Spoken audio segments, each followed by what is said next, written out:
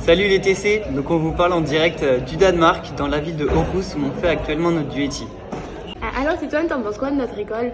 Bah écoute, franchement, elle est super moderne, elle a que 2 ans, la qualité d'enseignement elle est juste incroyable, enfin, on a des bons outils et puis bah écoutez, je vous laisse avec quelques images.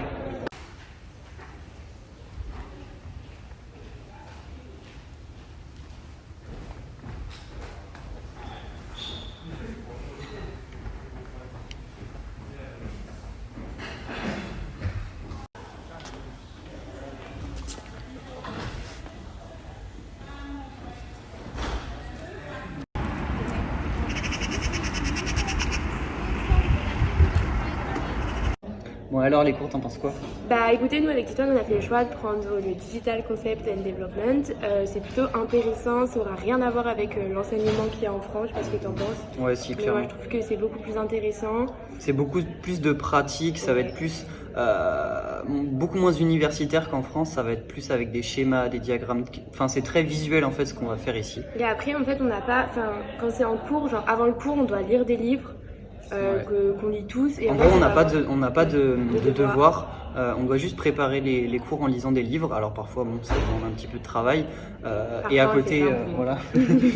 Et à côté, on doit travailler nos projets. Bon, bah là, le premier projet, c'est un travail en collaboration avec un festival qui a lieu au Danemark.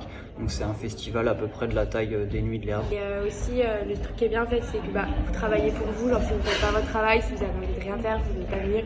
Vous venez pas, mais après c'est vous qui en pâtissez. Voilà, c'est ça. C'est... Genre, les profs ils s'en fichent si vous êtes là ou pas, parce qu'en fait nous on s'est retrouvés avec quand même des gens un peu plus vieux que nous, et du coup ils travaillent en parallèle, et du coup il y a souvent il y a des gens de notre âge aussi, hein, bien sûr. Oui, 20 ans, 21 ans, 22 ans, mais du coup c'est pour ça que en plus ça permet de voir d'autres mondes, des gens qui travaillent et tout, donc non en vrai c'est... Et voilà, et concernant sinon la charge au niveau des cours répartis dans la semaine, en fait il y a 2 à 3 jours par semaine où on va être juste en travail de projet, c'est-à-dire qu'on va juste avoir besoin de se voir avec notre groupe, histoire d'avancer sur notre projet, mais on n'a pas forcément besoin de venir en présentiel à l'école. Bon alors Titoine, ils sont de quelle nationalité tes nouveaux potes? Bah écoute, il y a beaucoup de Polonais, il y a quelques Danois, il y a des Slovènes, des Slovaques, des Croates, un Australien, enfin voilà. Ça vient un petit peu de partout, mais c'est principalement Europe de l'Est quand même, avec voilà Lettonie, Lituanie. On est les seuls Français ici, voilà. dans notre classe. Enfin dans notre classe en tout cas, on est les seuls Français. On n'a pas encore rencontré d'autres Français à l'école. Bon, et sinon, comment s'est passée notre intégration? Nous, avec le Covid, on va pas vous mentir, je pense que c'est pareil en France, c'est un peu compliqué de faire des grosses soirées, des grosses intégrations, quoi. Du coup, on n'a pas vraiment eu. Après, on s'est un peu débrouillé tout seul. On a quand même la chance d'être 2. Ouais, c'est ça. Parce que c'était quand même plus facile. Ça aurait été plus compliqué si on était partis chacun de notre côté. Après, les gens sont hyper ouverts et tout, mais... Ouais, ils sont super accueillants. Alors, Titoine, il est dans ton logement. Bah écoute, moi je vis dans une résidence étudiante qui est vraiment collée à notre bâtiment, à l'école. Donc ça doit être à peu près 10 minutes à pied, grand max.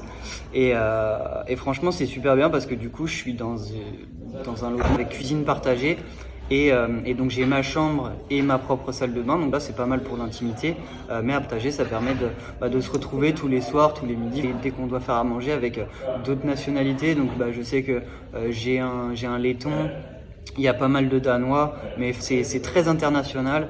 Et au niveau des équipements aussi que j'ai, c'est plutôt pas mal parce qu'il y a une salle de sport privative qui coûte vraiment très peu cher. Il y a également un sauna, il y a un bar, il y a une salle de musique, une salle multimédia. Plus c'est pas cher, mais c'est-à-dire que en gros pour la location de ma chambre, je m'en sors à peu près pour 370 € par mois. Et toi, Maud? Tu mettras quelques photos. Ouais. Moi, du coup, je vis en plein centre de Aarhus. Moi, j'avais du mal à vivre à côté de l'école parce que l'école est un peu excentrée. Et moi, j'avais besoin de pouvoir sortir quand je voulais, de pouvoir aller faire des boutiques quand je voulais. Du coup, j'ai choisi de vivre dans le centre. J'ai une chambre dans un appartement avec une fille, une personne qui vient d'Argentine. Je m'entends hyper bien avec elle. Elle est hyper gentille. En plus, ça me fait quelque chose que... faut pas oublier quand même qu'on est tout seul ici et que si on a le moindre problème, problème. Ouais, Enfin, c'est certes, ça. on est tous les deux, mais si j'ai un problème quand je rentre chez moi, enfin, même si ici c'est très sécurisé, genre au moins je peux l'appeler, elle viendra m'aider, enfin voilà. Et sinon, ouais, elle est vraiment gentille. Du coup, j'ai une chambre. Après, moi, je paye plus cher parce que je suis dans le centre-ville, je paye 470, 480. Ouais, c'est 100 € de plus que moi. Mais après, moi, j'ai fait le choix de vivre dans le centre aussi et j'habite genre à 20 minutes en bus de l'école parce que quand même l'école est un peu excentrée du centre. Mais ça m'empêche pas de sortir. Il faut savoir que la ville, elle est très bien desservie par les bus, ça pose pas de problème. Quand même la taille de à peu près Rennes, quoi, mais. Ouais, mais voilà. c'est tellement bien desservi Ouais, en bus que c'est tout ça. se fait en bus Ouais, et ça c'est va hyper très rapide. vite. En vélo, en bus, Ouais. en trottinette. Genre vraiment, c'est hyper facile.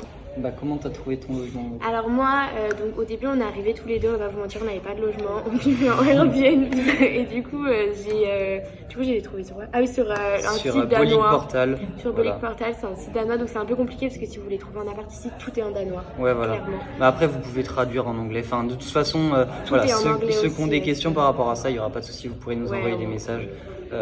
On vous fera un petit tuto, on va dire, comment Ouais, comment trouver trouver un appart au Danemark. un appart au Danemark. Mais c'est vrai que c'est quand même galère. Ouais, ça fonctionne beaucoup par les groupes Facebook aussi. Ouais. C'est le plus important. Puis il n'y a pas forcément de Le Bon Coin ou de trucs comme ça pour trouver des apparts.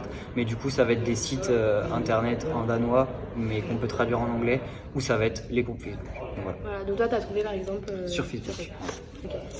Donc toi Titouane, t'as le droit aux bourses. Ouais, c'est ça. Donc Et en fait, quelle bourse, c'est combien? on a les bourses Erasmus, sachant que le Danemark c'est un pays qui est assez cher, ça fait partie voilà, des pays dans les plus chers d'Europe.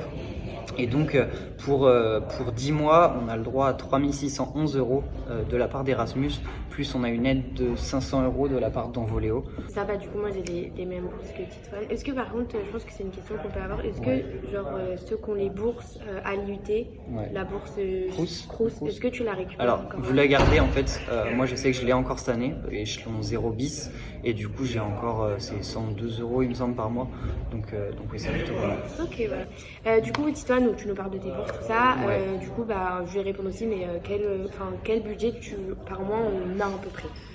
Bah écoute, nourriture ça coûte quand même assez cher, tout dépend de comment vous mangez.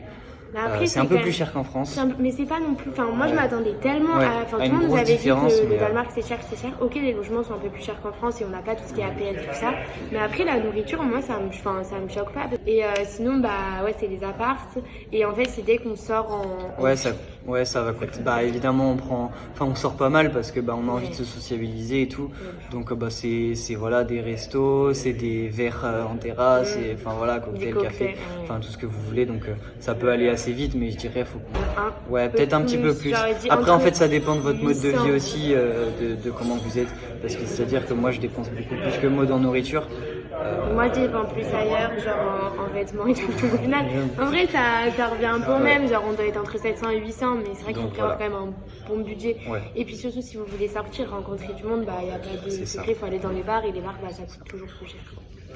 Bon, et du coup, comment est-ce que tu trouves la culture ici au Danemark? Ah, j'adore. Alors franchement, non mais franchement, les Danois, c'est des gens archi gentils, Ouais.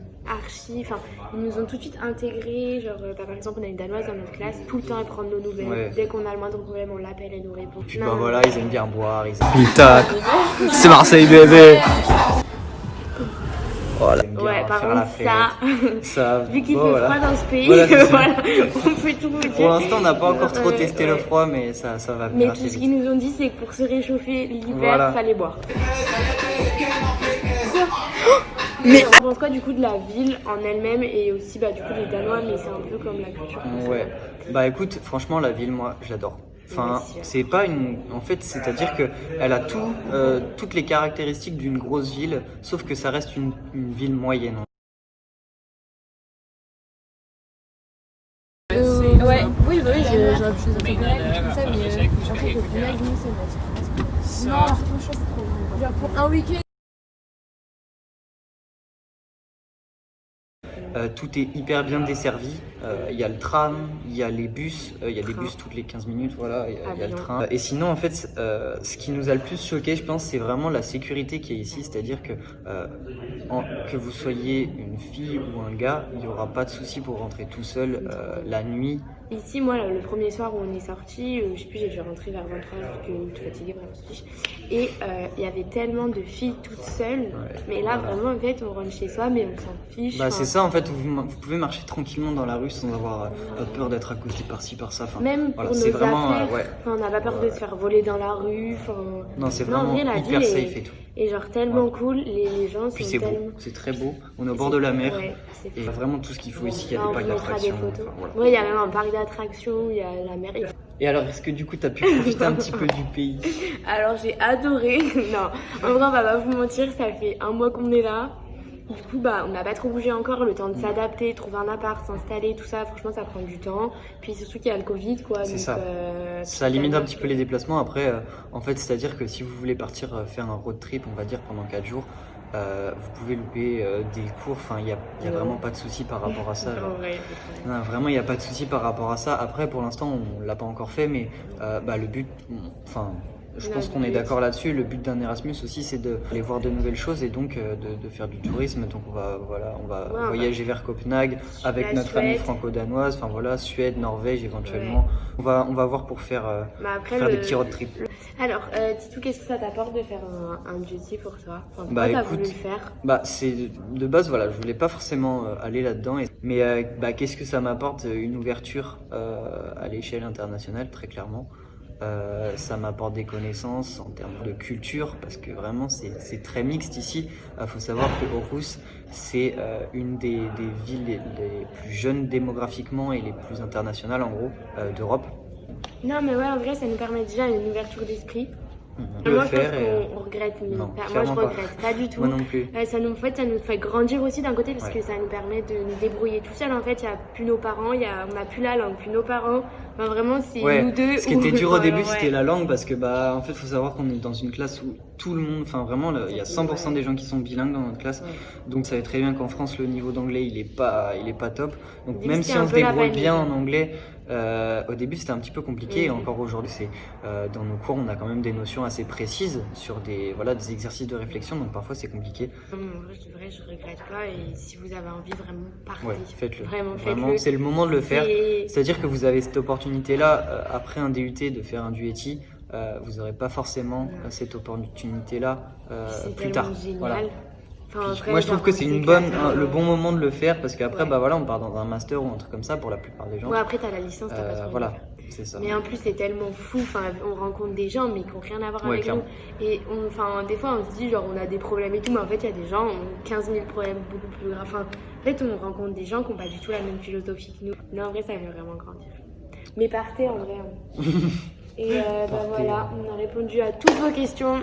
On espère je sais pas. Que si vous en avez d'autres, vous pouvez nous les poser. On répondra. Ouais, y a pas de souci. Si vous voulez, non en vrai, si vous avez vraiment des vraies questions, vous pouvez nous les poser. Ouais, pas de souci. Nous on y répond. On vous répondra. C'est un petit fast time. Ouais, on se fait un petit zoom. Non voilà, et puis bonne chance pour vous, bonne chance de venir prendre nos places. Voilà. Allez, tchuss les TC. Ciao. On a trop parlé. Mais j'ai pété un câble.